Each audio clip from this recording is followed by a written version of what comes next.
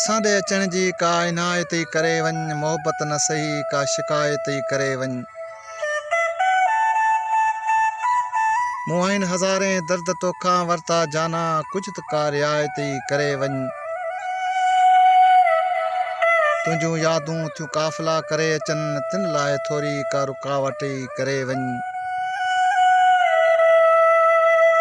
नफ़रत अॼु ताईं कंहिंजो नफ़ो नाहे कयो, रंजिश छॾे दिलबर का चाहत ई करे वञ। तो लाइ तड़पियो ऐं रुनू बेहिसाब आहे, तूं ई अमीर खे का हिदायत ई करे वञ।